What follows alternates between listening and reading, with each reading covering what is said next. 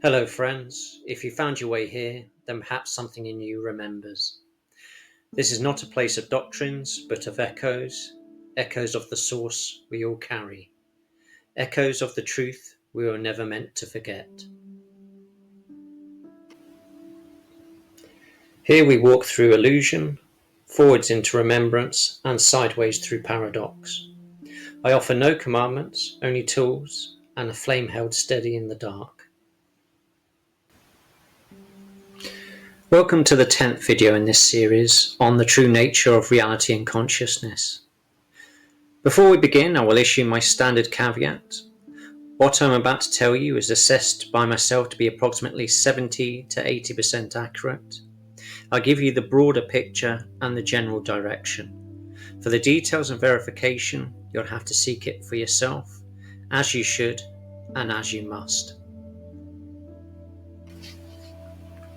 For one of the rules of the universe is that truth may only be given to those who are able to resonate with it, via means that they're able to accept it in. This is one of the reasons why some of the most accurate channels have only a couple of thousand viewers. In the last couple of videos, we traced the cosmic polarity experiment and the emergence of a coherent service to self or STS force within this universe. We also explored the first intelligent waves on the Earth, including the Lemurians.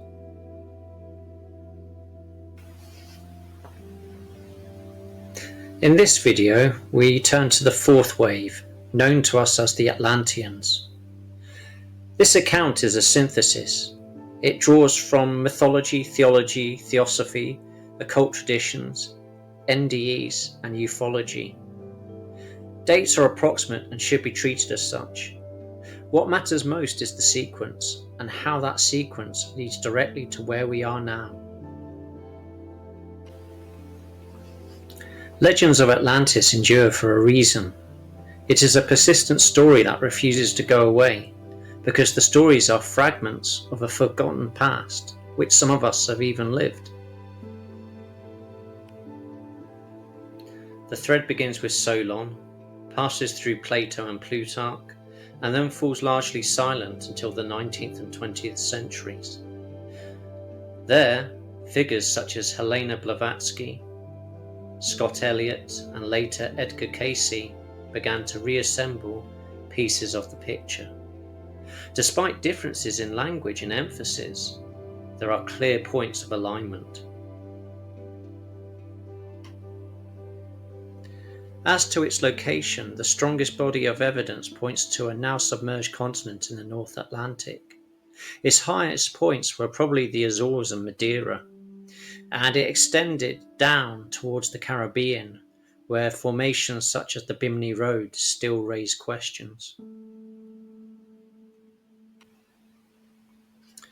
When the fourth wave of humanity arrived, it was distributed across the landmass. Unlike the Lemurians, this wave was not uniform in appearance. Multiple human genotypes were introduced: Mesoamerican, Black, Turkic, Semitic, East Asian, South Asian. These distinctions were physical only, since the human body is nothing but a vessel for a soul. But these vessels created visible and cultural contrast, and that contrast was quite intentional. Whereas the Lemurians were shaped primarily by their environments, the Atlanteans were shaped by their differences. They were shaped by variation within the same species. This occurred roughly 4 million years ago during the Pliocene period. The climate was much warmer then, much mistier and foggier persistently, with pine forests stretching as far north as the Arctic Circle, and the sea levels were 25 meters higher than today. Megafauna such as proto-mammoths, giant sloths, saber-toothed cats moved across the continents. But the Atlantean design went deeper than the physical.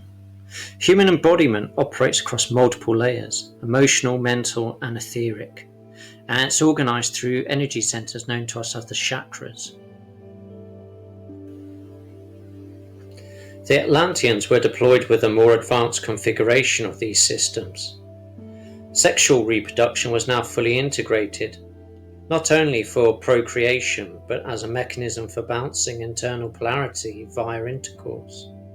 But more significantly, the mind itself was redesigned. Earlier humanoid species like the Lemurians operated in a more collective mode. Emotions were shared, memory was limited, and individuality was muted. This type of mind instinctively feels and knows a larger collective consciousness, which thereby promotes a certain level of uniformity. And this explains why so many modern extraterrestrial encounters report the visitors as being largely dull and ubiquitous and lacking in individual personality.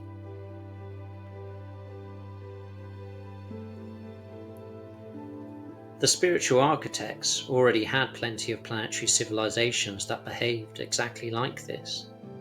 So what they wanted was to safely explore the individual separation of conscious selves or spirits from the collective corpus of the all, so as to achieve a stronger, more evolved individual spiritual cell, which would thereby make the all itself more efficient. So the Atlantean mind was a significant departure from the regular design. They possessed a more independent mind, along with stronger memory, greater abstraction, and internal division. Instinct, identity, and moral reasoning operated in tension with one another.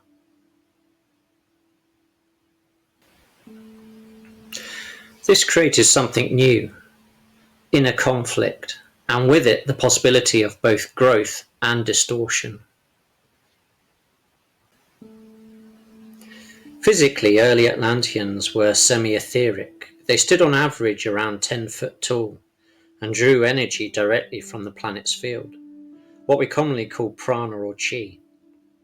Over generations, as their focus shifted further into the material realm, their bodies became steadily denser and smaller. This was part of a wider descent into physicality. Their lifespan averaged around 700 years. Early Atlantean society began in tribal forms, not unlike the Lemurians. They built large stone structures that were aligned with geomagnetic and telluric flows. Their architecture was deliberate, which is to say geometric, and integrated with the earth and scaled to their size. The spiritual realm was not theoretical to them. They were able to experience it directly. The veil was thinner and interaction with non-physical reality was natural. But the individual mind brought new challenges. Desires conflicted, plans diverged, internal drives required management. And to stabilize this, early forms of law emerged. These expanded into shared norms within each group. As populations grew, different groups began to encounter one another. At first, conflict was minimal. Violence was understood to have consequences beyond the physical. They all knew that it affected both the environment and their own consciousness. But over time, stability became stagnation. Deviation from accepted norms were highly visible. Individuals who diverged were often excluded or expelled from that society. And the societies themselves became uniform and enduring and utterly static. From a systematic perspective, growth had stalled. Elsewhere in the universe, STS-aligned forces had been developing their own approach. Their activity had been primarily centered around the Orion and Draco systems, using these forces in the 5th and 4th densities respectively. They cast their eyes around the universe and discovered the odd, STO project occurring in our own solar system. The STS faction was intrigued and quickly identified opportunities for exploitation, as well as their own novel ideas for how the ongoing experiment could be used to perfect their own designs and desires. But they themselves lacked the necessary real estate within the area that was already under their control, which is to say that they didn't possess anything that had the odd configuration of our solar system. Thus, they were faced with a choice of either moving on or getting involved. Naturally, they chose the latter.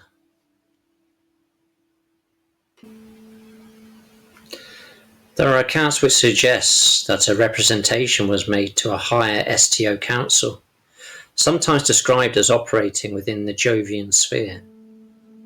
A proposal followed that was beneficial to both parties. STS-aligned souls would be allowed to incarnate within the human population. In exchange, STO-aligned souls could now also be introduced. To this arrangement was also added the more neutral Martian and Maldekian souls described in the previous video.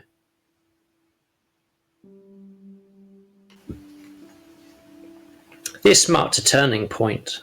Until then, Earth's population consisted largely of native, inexperienced souls. Now, experienced participants on both sides of the polarity spectrum entered into the system. Many of the STS souls were fallen beings who simply didn't possess the same spiritual innocence or even the same emotional settings or mind type as the human natives, even though they looked exactly the same as any other Atlantean citizen by outward appearance. They were subject to the same degree of veiling as everyone else, which is to say no unearned knowledge of prior incarnations. Yet due to their nature, these fallen interlopers quickly found themselves gravitating to organizations and developing hierarchies, which are in themselves the signature of inequality and therefore separation. Having no instinct towards the care of others, these individuals were prepared to let other beings suffer any degree of discomfort, up to and including death, so long as they themselves prospered. The STO souls, for their part, who were also veiled, were high-dimensional graduates who naturally gravitated towards easier and greater alignment with the All, and instinctively sought to challenge and correct any injustices they witnessed, a pattern we can still see being enacted to this day in the Fifth Age. The effect was near immediate, and the static societies of the Atlanteans was shaken and permanently altered by the injection of these new souls. The peak of the Atlantean civilization occurred around 1 million years ago. By this stage, multiple incarnational cycles had taken place. STS-aligned individuals, new and old, gravitated towards hierarchy, control and consolidation. STO-aligned individuals, new and old, moved towards cooperation, teaching and stewardship.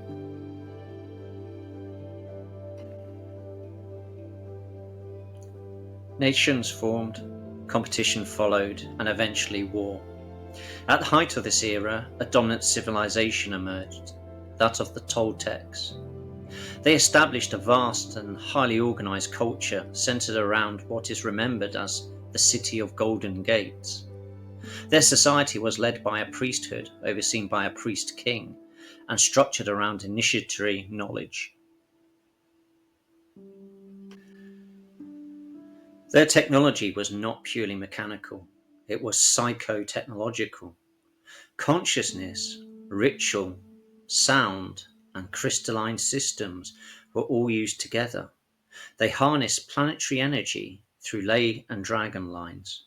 Crystals were used for amplification, storage, and directed energy. Their tools were extensions of both mind and matter. This was mankind's highest level of civilization to date. This was a spacefaring civilization that visited other planets within the solar system. Different Atlantean nations communicated with Draco-Reptilian and Pleiadian factions, first psychically and later in person on and around the Earth. Humanity by this stage was a near-peer civilization with its galactic neighbours. But the pattern of rise and fall is inevitable. This high-tech global society lasted many times what our current civilization has. It was more stable for a longer period because of their physical and mental design, and particularly because of the capabilities of their highly developed etheric bodies and psionic capabilities. However, they weren't immune to the same dangers that threaten to topple our own civilization today. The more they developed and relied on their technology, the more they became detached from nature. The more detached they became from nature, the more their etheric and psionic capabilities weakened. The more their collective etheric and psionic capabilities weakened, the more reliant they became on mechanical and automated technology. Over the passage of time, the entire civilization grew in numbers and began to draw more heavily on the resources of the planet. Their leadership became increasingly hubristic. The more their technology advanced, the more they became intoxicated by the power at their control. Their egos ran away from them, and they became demagogues, which in turn fractured the unity of their civilization. They steadily shifted from spiritual stewardship to control and prioritized the utilization of material and psychic power over spiritual alignment. They became increasingly overconfident in the managing of colossal natural forces. When karma eventually caught up with them, it wasn't because they were especially warlike or evil, but rather their downfall was losing their way spiritually and taking a path of materialism, attachment to power, and the misuse of metaphysical and spiritual forces. And they also over-centralized authority. All of these things are core STS traits and the antithesis of STO principles. Approximately 30,000 years ago, a series of major geological events fractured the Atlantean landmass. Floods and earthquakes broke the central continent into 3 islands, killing millions in the process. This was the origin of the all-pervasive flood myths that were known by all cultures and societies within our own epoch. This marked the beginning of the final phase. This is the age that Solon and Plato spoke of. During the cataclysm, the old order and structures were either swept away or could not sustain themselves amidst the ensuing chaos. The Toltec Empire collapsed, although as a genotype they continued into the New Age, but they were much less cohesive and much less powerful. This New Age was contested by the warlike Turanians and the scholarly Akkadians. In this last era, populations were reduced, so therefore the psychic ability diminished as well, and physical density therefore increased. Power structures consolidated into kingdoms, and the third era of Atlantis became the legendary Confederated 10 Kingdoms, which are sometimes known as the 12 Kingdoms, depending on the flow and ebb of politics at any given moment.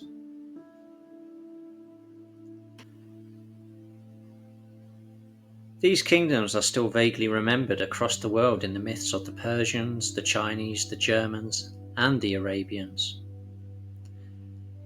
And this was the start of STS becoming the predominant power on Earth, as the surviving populations of the previous nations permitted themselves to be coerced into being ruled over by hereditary dynasties, and thus the concept of the power elite was truly born. The main kingdom was ruled over by a king known as Atlas, and he ruled from the new capital, Poseidonis. And this is the mythic city of concentric rings and canals. During this period, two clandestine Polarity factions, containing both spirit form and physically embodied members, who utilised both conscious and unconscious agents, competed to promote their paths outside and inside all nations and societies, as they do even to this day in our own epoch.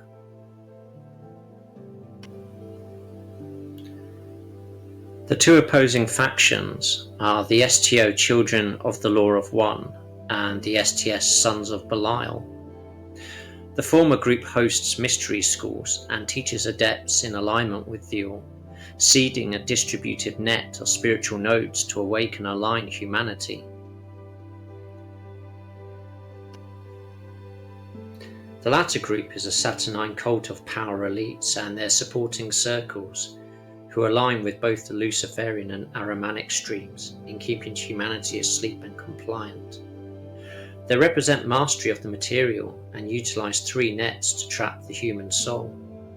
The three nets are lasciviousness, which is to say the misuse of sexual and creative energies, riches, which is the lure of material wealth, and lastly, profanation of the temple, which involves the inversion and misuse of sacred spaces and geometry.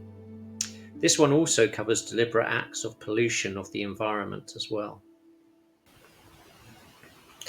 The Sons of Belial were, over time, able to infiltrate and topple all the political and leadership systems of all the different peoples, and furthering their cause of separation, were able to divide societies and pit each nation against another.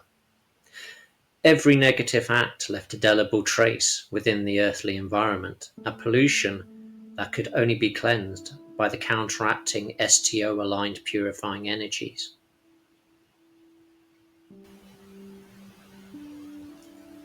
The Atlanteans increasingly developed and deployed technological warfare, which consist of advanced machines and material tech that could be further enhanced and amplified by collective psychic means. This is where the legends of the golem, tulpas, and the homunculus were born. They were literal creations of what we would consider to be sorcery. The Atlanteans of this period also began to experiment with DNA and create hybrid chimeras to guard their military and research facilities. Competition, both internal and external, escalated, and many people began to have less and less alignment with the environment, with the positive polarity, or with the all. And once again, this created a chain reaction of karmic debt and ecological destabilization. Global war eventually erupted between the two main power blocs. First, the standard engines of war were deployed, but eventually escalation led to the deployment of weapons of mass destruction, including energy weapons and nuclear weapons, resulting in the deaths of tens of millions. Other remnants, those who had fled directly from the now sunken islands, struck westwards, primarily joining and ultimately being absorbed into Native American tribes in North and Central America. These were the Atlanteans who were responsible for the Mayan and the Anasazi civilizations. Both these remnants carried fragments of knowledge into emerging human cultures. To early humans, they appeared as giant beings of intelligence and capability far beyond their own. From this, the myth of gods and demigods was born. And over the following centuries, much of the corrupt practices and beliefs of these fallen people would directly influence the fifth wave of humanity's approach to civilization. But more about that in the next video, where I will explain as best as I can the true history of our current age. From the above story, we can see that human civilization is much older than what we're being taught at school and in history books. Millions of years older with much of today's latest technical, social and political achievements being relegated to being nothing more than rediscoveries of things that have already been experienced in prior epochs. Many would ask how this can be, but not only do we have the stories provided to us by all the sources that have already been mentioned, but we have physical remnants such as Göbekli Tepe, the Egyptian and Mayan pyramids, the pre-Incan sites across the Andes, and Pumapunku in Bolivia, and many other megalithic sites spread across the world.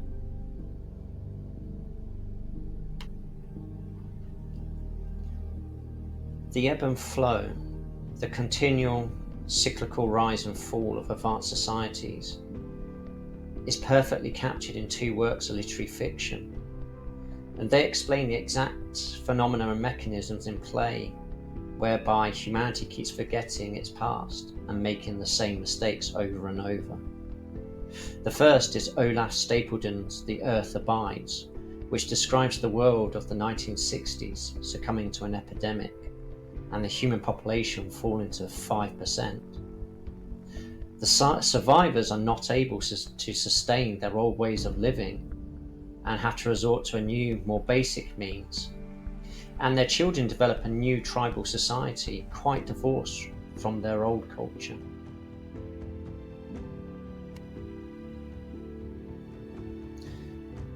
The other pertinent literary work is Walter M. Miller's A Canticle for Leibowitz, which describes waves of human civilization being constantly reset through natural disasters and nuclear wars, which is observed by an evolving Catholic Church.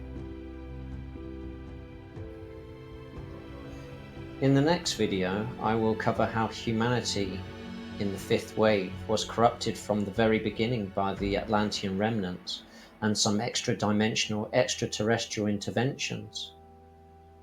I will also cover the secretive cults that supported their efforts in ensuring that the Earth became and remained an STS planet for millennia, and how it's finally beginning to slowly transition back to being a natural STO one once more, in preparation for the coming of the sixth wave of humanity.